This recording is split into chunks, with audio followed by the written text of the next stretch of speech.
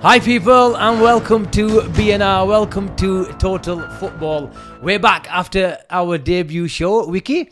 As for debut shows go, that wasn't bad, I'd say. Yeah, it wasn't too bad. Hopefully we'll get a call up on Monday Night Football. Sky Sports, I hope you're watching. Especially with that new studio. Yeah. Let's get to the business end of our tactical show straight away. Chelsea on the weekend. I predicted Liverpool could win 5-4, and how open the game was at times, Wiki. We could have got that. Yeah, it was a bit of a frantic game, wasn't it? Especially the first half. And it could have been 3-0 up first 20 minutes. Yeah, exactly. It was a bright start from Liverpool. And let's talk about what we did well, how Chelsea struggled to get the grips of the game. And explain to me what sort of changed in terms of Liverpool's perspective. How come we saw such a brilliant 25 minutes? And then was it because Liverpool just, sort of didn't have the legs? Or do you have to just simply give credit to Chelsea?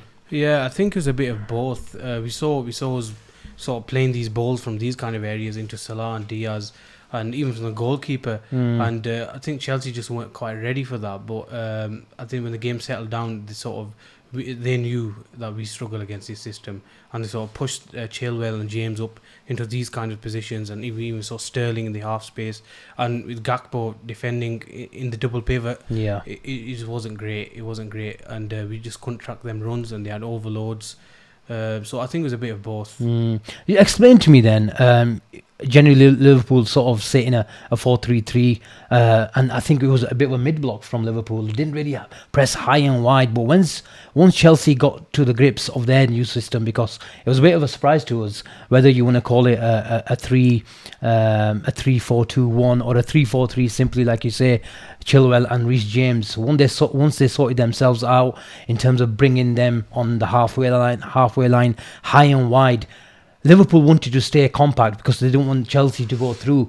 But explain to me, and I mentioned this on Twitter, where historically we've struggled with this formation is because of our winger positions in terms of Salah and Diaz. We want to win the ball high and wide, but it was a bit too easy for Chelsea to play through the sides of us. Yeah, we sort of start off in a 4-4-2 mid block, and then when we do push up, it's always Diaz or Salah, so he makes it 4-3-3. But once the opposition team go into the third phase, our sort of Diaz does track, to be fair, but our Szoboszlai ends up here, and you sort of have here, we're really narrow, and we never commit Salah because we want him in the half space. Even then, Diaz, we saw him towards the end of the second half, trying to help out Robertson because Gakpo was struggling, so he did end up in these kind of positions. But generally we end up like this, and you have 2v1 every single time on that side as well, especially for the back post crosses. We've seen it against Brentford last season quite a lot. They're actually the master at putting crosses into the back post, even have 6 across and against our 4. So yeah, we do struggle with these kind of situations, but we kind of expected that when we saw their lineup, and Klopp doesn't really like to change. Yeah, because you have to give credit to Poch that their idea with their 3-2-5 on the ball in possession, it was all about creating their overloads on our sides, and especially with Robbo here, he was struggling because he had Sterling in the half space and he had Reece James on the overlap here, and he didn't really know what to, if he was, was it just a simple case of not wanting to stick or twist, and whether he was getting a bit of extra protection here from Van Dijk if he wanted to sort of get dragged out and really occupy Sterling's runs in the half space. He don't really want to do that because you leave the gap for the central midfielders to run into those gaps. So Robertson was, stuck in between a rock and hard place. You mentioned the mid block. We actually did try to press at times, but then we kind of gave up in the end, and we ended up being in this mid block. And then we were sort of, Robertson got like you said, got caught so many times trying to go out, and then that's it. There'd be a massive gap between our midfield and defence, and even Gakpo would go here, and then you just be McAllister, and you sort of have massive gaps in the midfield. So it was kind of it wasn't good to see, but it was also the first game, so there has been a bit of overreaction. Yeah, exactly. In our performance. At the end of the day, a point at Stamford Bridge in the first game is pretty good. Yeah, of course. Let's go Especially back. when your team- Yeah, exactly. Let's go back to what we did well. You want to talk about our goal, or you want to talk about the offside goal as well? I didn't really celebrate that, Wiki, because I just knew Salah went just a touch early, and I know it was a matter of millimeters, but that's what the sort of different. That is what matters, isn't it? And it comes down to sort of those fine margins. And I thought if Liverpool did get that goal, if that goal stood, Liverpool would have gone on to win, maybe 3-4-0, because we had them then. And that was a massive, crucial part in the game. But tell me what we did well in terms of even with the goal and even the offside goal, where you wanted McAllister to receive the ball from the centre-backs. And I think in particular the offside goal, we were talking about the actual compactness of the back three, where they were creating those angles, they were creating those connections, and it's all about distances, isn't it? Yeah. And we saw McAllister pick up the ball from Van Dijk, and then Trent, you all want to talk about the space that he occupied, this right half space that he sort of gave the option to McAllister, and then Salah running in behind Colwill in reverse. But you also want to talk about sometimes sort of it didn't do well for us because it put too much responsibility on Kanate bringing the ball out. Yeah, we saw quite early on in the first half, we saw Trent in this kind of position, and McAllister here. So and even Szoboszlai was here, and look, it leaves you a bit spare here. And look, we were saying, our direct nature of play, we didn't want to reset. So there was one point where Kanate even Trent was shouting at him, pass it back. Yeah. But he tried to go into here, and that's it. It's 4 or 5 guys around there, and that's it. And it's turnover. It's a turnover, and that's what you don't want. So I would like to see that, because, like you said, for the goal, we did play a bit between the 3 and the 2, and it was successful because we were compact. Double pivot was compact, and we create this V shape. Yeah. We played around the press, and then when we do have that chance, Trent can go into that right hand space and play that ball. Salah for the inverted run. So it was good to see that there's bits of positional play which we don't really see with Liverpool, but it's good to see. Yeah, good to see, and the more we play, I'm sure we'll get better at it. In terms of the DM, we've mentioned McAllister before. We even signed a DM last night. Not seen him play, but it was a debut show for us. Maybe we'll see his debut very, very soon. Apparently he's completing his medical today, but we'll talk a bit about him. But how do you think sort of McAllister did in that DM role? First 25 minutes he got on the ball and sprayed it so well, but it is that sort of verticality that we've been talking about. We just need someone boring at times. The lateral passes to reset play, that what you're talking about, and then find those angles and accelerate play when we can. But what did you make of his performance in general? I thought he played well, and that's backed up by his dueling stats and his passes and his recoveries. But the problem is, like you said, is the verticality. When you have Mac and Trent both want to progress play and play over the top, you lead to that kind of imbalance, and then you leave him on his own. And him is like we saw with Thiago last season. You don't want him trying to run back and slide tackle and all these kind of things. So I think it was impressive considering he was playing out of position. Yeah. And it wasn't either helped that Gakpo was off the ball. Gakpo was the double pivot next to him, and he really struggled. Yeah, let's touch on him. It's a nice segue into Gakpo, because when he's playing here, sorry, which way are we going? Here, aren't we? Yeah. So we're going this way. We're going that way. Yeah. Sorry, guys. I'm not on it today. When he's playing here, Wiki, when he's in the sort of rest defense, or even if it's just a off the ball in terms of our structure, he doesn't struggle. But because we were struggling, we were sort of mentioning this in our last show, is you're playing against Chelsea. And this is, even with McAllister, this was my worry, or our worry, that there will be times, and we didn't expect probably 60, 70 minutes of it, but at least 15, 20 minutes of it when you need to suffer. And when you're playing in that number 8 role, is you sort of come into this, halfway line and double pivot. And in those sort of circumstances, Gakpo, out of no fault of his own, finds himself in making those decisions in sort of defensive situations. Yeah, we actually saw him on the byline get passed by Sterling, I think it was. Sterling Yeah. or Reece James. And that's where you don't want You him. don't want We him. want him in sort of Yeah. these sort of areas, Yeah. and making sure And he's the got that other goal ones. threat. So, what did you make of Gakpo's sort of performance? Klopp came out, really defended him. He said he's played number 8 before and he played it quite well.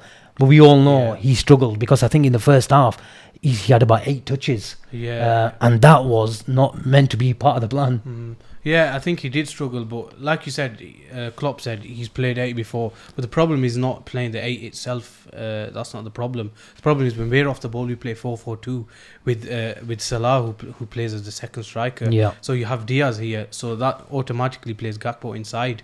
That's why you don't want him. Whereas if we had Diaz playing a second striker off the ball, Salah would tuck in and he'd be part of the double pivot. That's it. So that's the main problem, and he looked brilliant in pre-season in that sort of forward role. He played a false 9 and left wing, and he even had a chance, didn't he, where I thought he should have shot when he passed it back to Salah. Yes, he and hit did. the bar. He did. So he looked a bit indecisive, and so did Jota. Actually, they looked a bit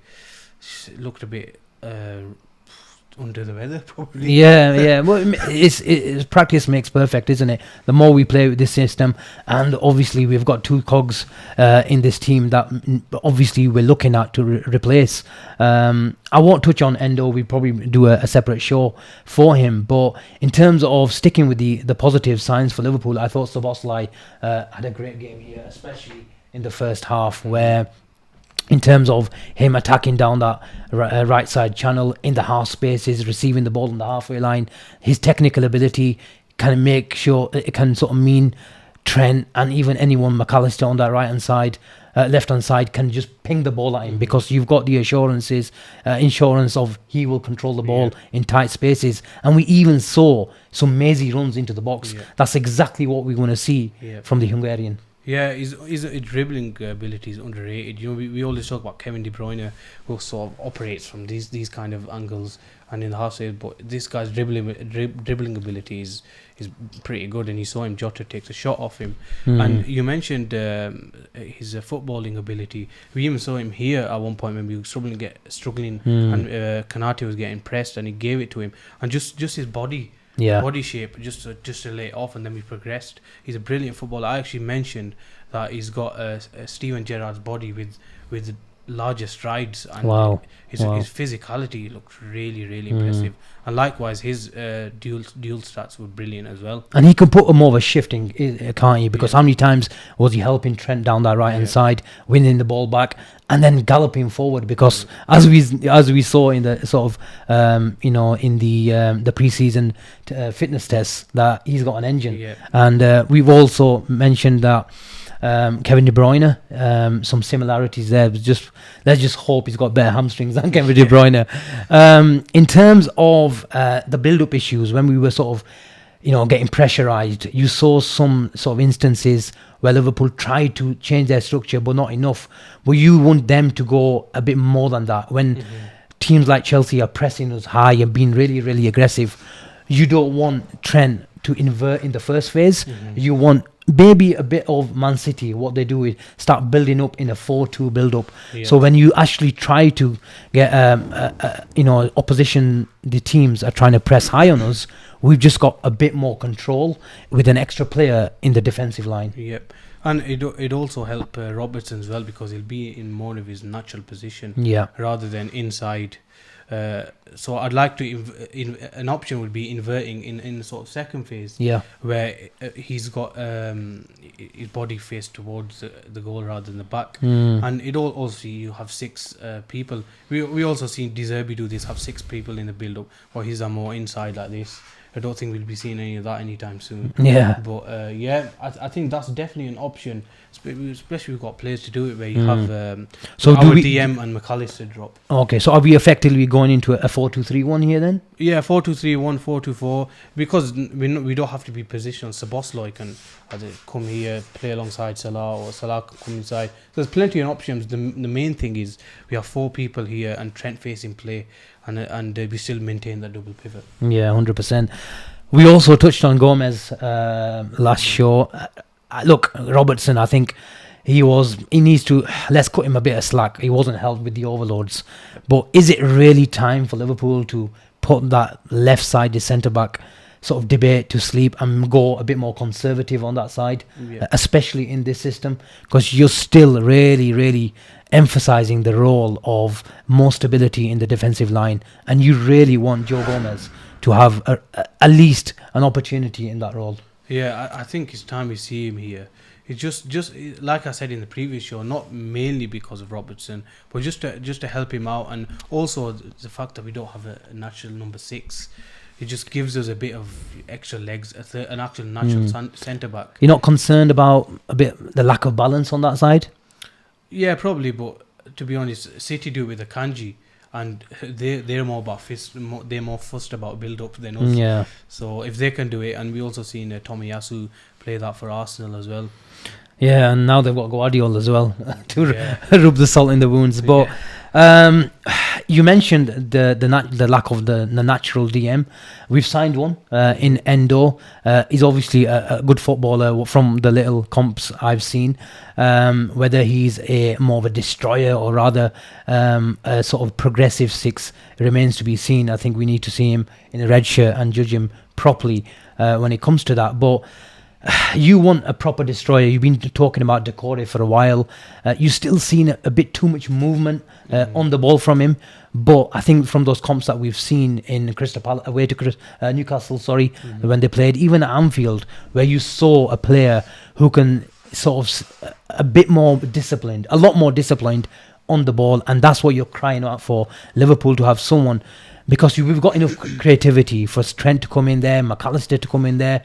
We've got players who can accelerate the play and break the lines. But we need someone there to stay there and wait for the loose ball and go again. Yeah, I've mentioned on the groups and on Twitter that we need someone who stays still. And even Arteta mentioned it. Declan Rice, he was speaking to Arteta, and he goes, they asked him what we learnt sort of in the first week, and he mentioned that just by staying still and reading the game, and that a lot of people were thinking, what does that mean? But look, our number 6, especially in our system, like you said, when Trent's here, you'd rather let him do that kind of progressing play and looking to link with Szoboszlai and Salah. But like, we don't always want a 6 that, everyone wants it to be progressive, but you don't always want him to be, like looking for passes, long passes, and just going out. Yeah. So you want a high volume presser, a passer. Yeah, that's the word I was looking for. A high volume passer. Sorry, I'm not quite used to this yet. But high volume passing. Yeah. It doesn't necessarily need to be progressive, like I said, but sideways. Yeah. Use these 3 and just reset play. That's all we need. So, like I said, I've not seen much of this Endo guy, but I think a lot of people saying he's a James Milner replacement. Yeah, in terms of sort of replacing the leadership side of things, and he's played, in the defensive line and being the anchor in midfield. So, like I said, I've not seen much of him. The stats seem like he doesn't have the similar stats. He's won and he's been involved in a lot of duels in Germany, mainly because he's never injured, which is a good thing. So, especially at Liverpool. Can he play left back? Maybe we see, and that was my question to you. If he's played there before, not maybe left back, but centre back, in particular, will we see him sort of pop up in versatile positions? Because we need a bit of versatility, we need adaptability, and sometimes we need a bit of a surprise as well. Especially with the lesser opposition, where especially in our Anfield, we can make sure we can go with Endō in the left back position, or even a right back position, because I've been screaming out for Liverpool to be unpredictable, and these sort of players does give us that. But we also need, if we're going to stick with Robbo throughout the season, we also need to give him a rest. Especially now he's reaching 27, 28. I think he's a lot more. Yeah, he's probably mileage is probably. He's a lot older than that. I can assure you that. And especially that's a high octane type of, pressing philosophy that we've had over the last years, and he's been an integral part of that. But your prediction for Bournemouth? Do we see any surprises? Do we go with Darwin Núñez at the top? give him a bit of a run of the game, get his confidence up. Yeah, I wouldn't mind seeing Darwin Núñez. I think Curtis Jones is out, isn't he? Yeah, he's got hands. So I would have liked to see him really in that position. Yeah, probably similar, and I want Darwin Núñez to start. But just going back onto Endo, you mentioned him playing in midfield and other positions. If he does play that, we can also have him tuck in inside as well to form an extra midfielder if we need to, because obviously he's a natural midfielder. Yeah. So he can also do that kind of job and make us a little bit less unpredictable and give us more numbers. And Trent can sometimes focus on going on the outside. So it does give us a bit of variation. 100%. Wiki wants us to commit another defender into the attack. Control chaos was the theme. But thank you very much for listening, guys. Do like and subscribe at every single opportunity, and we'll be back very, very soon. Take care. Bye bye.